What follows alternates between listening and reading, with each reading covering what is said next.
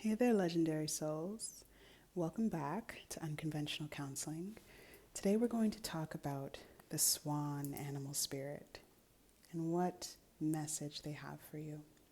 We'll get into our prayer and we'll get into our message. Divine alchemist, angels and archangels, well ancestors for the viewer's highest good, well ancestors for my highest good, spirit animals along our journey, and spirit animal of the swan. We invite you in at this time and we thank you so much for your continued presence in each of our lives. I ask that you allow for this message to be clear, concise, easily digestible, that there are things that resonate for the viewer and encourage them along their path and along their journey. And I ask that the viewer can receive from the swan. Please allow for your message, Swan, to be clear and easy for me to channel. May we be able to collaborate in an easeful way. And I'm just so thankful for you lending your energy and your message at this time. Thank you so much for all that y'all have done, all that you're currently doing, and all that you're going to do in service of these intentions and this message. And please bless this message. Ashe. So we have the swan animal spirit. Whew. Love a swan, right? Love a swan. They represent effortless creativity, elegant power, and a sensitive mystic. The swan represents heightened creativity. In Hindu mythology, the goddess Saraswati, the embodiment of language, creativity, and artistry, rides on the back of this graceful creature. The swan is ready to take us there, to the fluid realm of writing, of creating, of reflecting. This potent and healing energy is not to be taken for granted or to be taken lightly. When the swan card appears, your soul is calling for attention. Your soul is calling for solo time. An inner voice is waiting to be heard, and an inner vision is likely to be revealed. When the swan's energy in your life is out of balance, you are lacking vision, you are easily agitated, and you're snippy. I would add also snarky. I feel like snarky goes with snippy. To bring this energy into balance, write it down, journal about it, write a poem, bullet journal, put it on paper, put it on your notes app in your phone, put it in a document on your computer, put it on your tablet, write it down. Another thing that brings this energy into balance is solo time. This feels so important, especially this week with the moon decreasing in the amount of light that it's receiving from the sun as we're preparing for the new moon in Pisces. It feels like this is a really good time to spend time with yourself.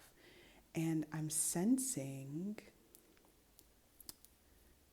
somewhere in the collective, somewhere in terms of a viewer, maybe somewhere even in myself, this resistance to being with yourself, this resistance to being with ourselves. This fear of being alone is coming up. That's what I'm hearing. That's what I'm receiving.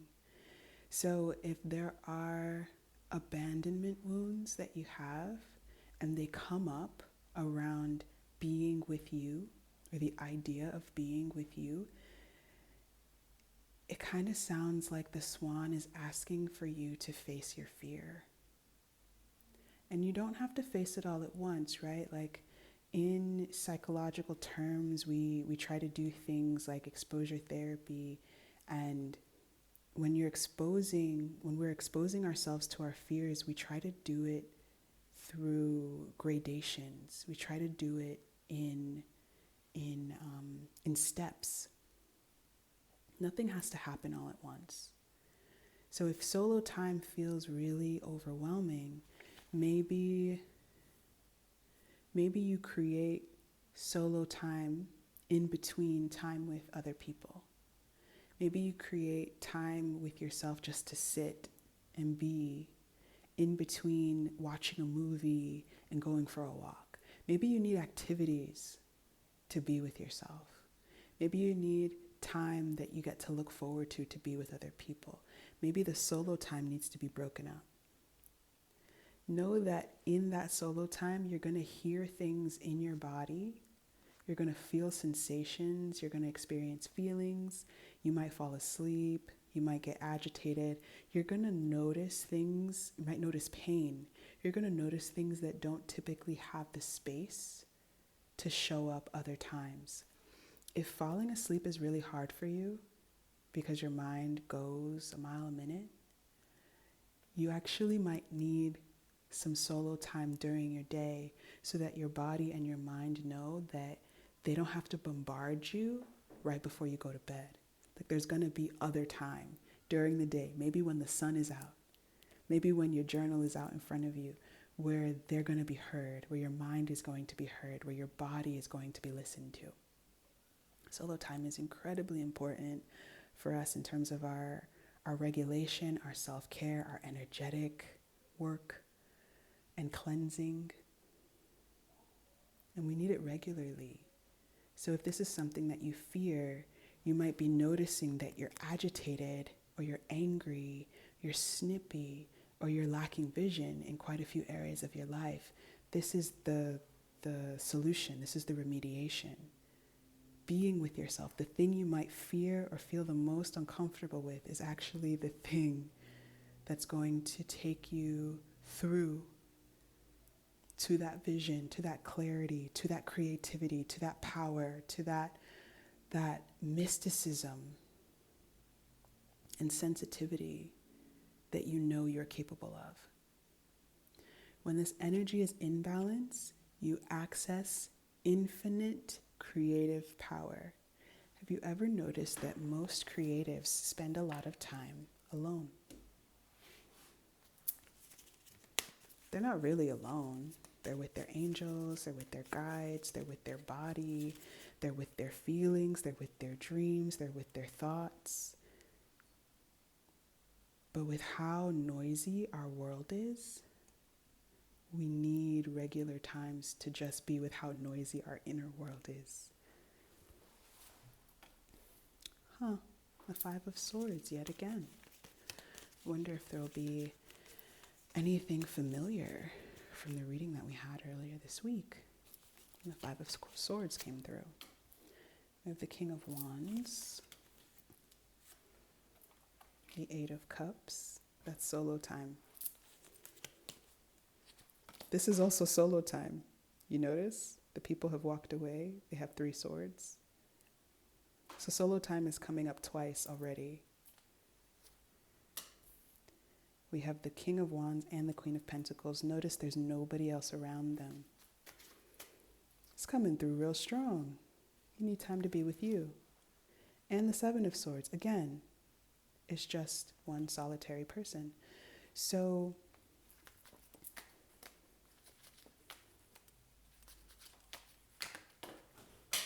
I'll pick that card up eventually.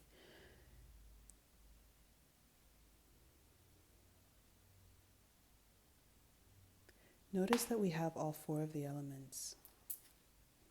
And we have 2 for the mind, 2 for the swords, 2 for the air. But we have air, fire, water, earth. And the swan also represents water. So there is something that's coming through in terms of your emotional body and something that's coming through in terms of your mental body. Some sort of tension, some pain, some conflict, something that is leading you to be more strategic than maybe you typically are, so that your connection to nature, your connection to your body, your connection to your creativity and your confidence and your ability to lead is centered on trusting when it's time to move on, trusting when it's time to walk away.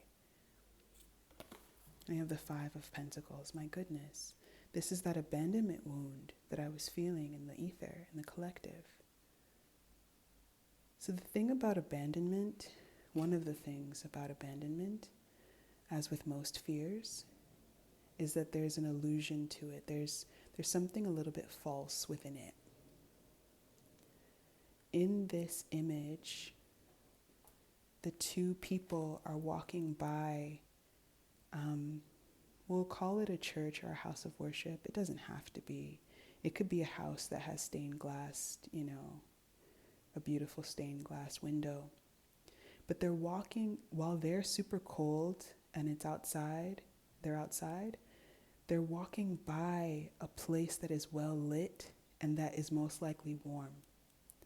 So one of the fallacies of abandonment and the abandonment wound is that we're all alone. Not only does this person have a person with them, the two of them are walking by a place that could offer them refuge if they choose, if that feels accessible to them. They might have their reasons for leaving. They might be the ones leaving this space. They might be the ones moving away from or moving through religious trauma. So if this is a church, this doesn't feel like a viable option to them, and that absolutely makes so much sense.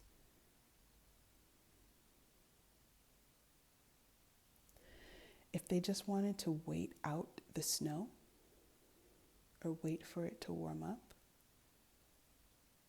if it's accessible to them, this could be a good place to go. It's right there. If it's not accessible to them, I really want this person to button up their coat. Because if you're going to be outside, if you're going to be in the cold, I want us to be prepared. Where are their gloves? Why are their hoods not up? They're on this journey as though it's a short-term journey.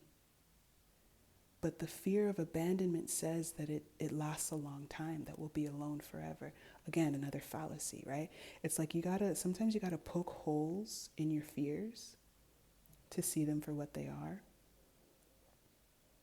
If we're really gonna be out here by ourselves, are we gonna check in and see if this friend is somebody we wanna be with, we wanna walk with? Or are we going to allow ourselves the joy of the journey and say, you know what? I might feel like I ain't got nobody in the world, but I got my friend. All these fallacies within this. This is the only card where there's more than one person. Notice that. It's the only one. The Swan has their reflection. The Five of Swords has other people, but they're in the background. They're walking away. They're walking away all disheartened. They're not a part of the major part of the story. The major part of the story is about this person holding 3 wands. You are moving on from something that no longer supports you, and it might be this sense that you are alone in the world, that the divine doesn't love you, that the divine doesn't see you, that your angels aren't with you all the time, like constantly. Like, remember that stuff they used to say about Santa Claus? He sees you when you're sleeping, he knows when you're awake. That's the divine. That's your spiritual team. Could you even for a moment just imagine, like, there are energies and spirits and guides and angels that are specifically assigned to your journey. So when you wake up, they're like, woo, they're awake. Yeah, what are we going to do today? There are energies that are excited about your life because they get to learn. Like, you have well ancestors who are learning alongside you as you learn things on your journey.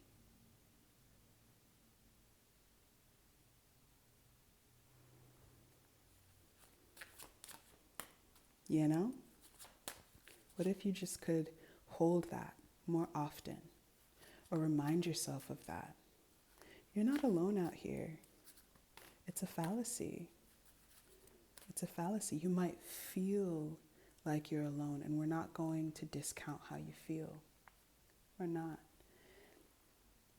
One of the best remedies, as the Swan taught us, one of the best remedies for actually feeling really isolated and really alone is to spend quality alone time with yourself. It's to face the fear. It's to go on the hike. It's to go on the walk. It's to leave the things behind. It's to take your backpack and your walking stick and set out on a journey. It's to take your best friend and set out on a journey. It's to be strategic with how you spend your time and where you do, and to be intentional. It's to spend more time in nature.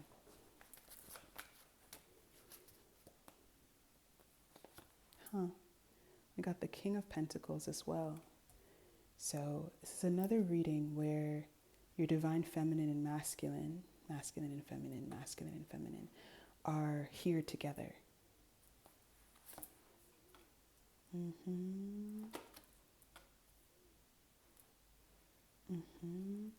This journey that you're about to take or that you're on, we're going to call it the hermit's journey, the hero's journey, whatever resonates with you. This is a really difficult journey for you to go on because you are facing your fears on this journey. You are spending more time with yourself. You are spending quality alone time. You are being very intentional about your time. You're finding ways to honor how you feel. And there's something about this journey that feels like you're trudging through mud or through quicksand. There's something that feels quite painful about it. It might be because of all that you feel you've had to leave behind, all that you've invested in. It might be because you're physically exhausted or you're exhausted on a soul level. You might be exhausted emotionally. You might be exhausted in terms of your energy, your willpower, your vitality, your motivation. We have the Seven of Wands as well.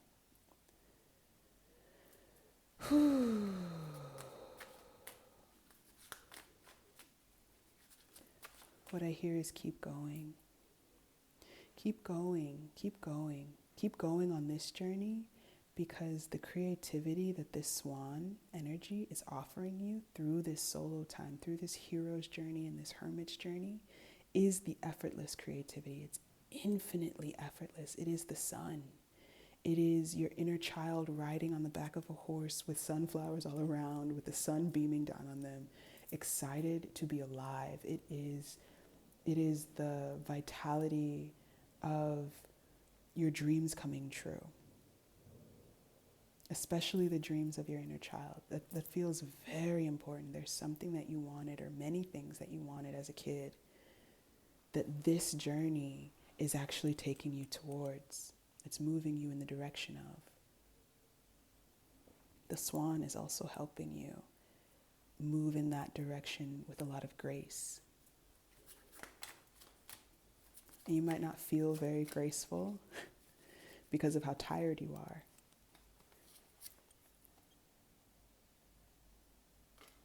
It's coming. It's coming together. It's coming together. Your efforts are seen. Your efforts are being backed up. Your efforts are being supported. Your efforts, they're counting towards something that you've wanted for a very long time. And this sense of abandonment, this fear of being abandoned, is coming to an end. It's something that you're going to get to release. You're going to start to find the holes in this sense that you are alone. You're going to start to be able to feel the presence of the divine and of your guides and of the swan. You're going to remind yourself more often. You're going to start to notice the symbology and the repeating numbers and the feathers and the coins and the symbols and all the things. And this is going to be traded out for the full, for the new beginning. Whew. Ashe. If all of this resonated, I'm so grateful. I'm so glad. I'm glad I've gotten to read for you. I'm glad that the Swan energy came through. Thank you, Swan. Thank you, Spirit. Thank you, ancestors. And I hope that this was encouraging for your journey and that you continue on your journey and you continue to keep going and you continue to take really good care of yourself, because I see that. I see how hard you've been working and how much energy and effort it's taken to keep going. You're almost there. Wherever there is, you're almost there. Start to notice how far you've come, and it might soften some of the snippiness or the agitation that might be coming up for you. Know that you are creating your life with an effortless elegance. It's all weaving together. All right, take really good care of yourself. Continue to, and I'll see you. I'll catch you in the future. Bye.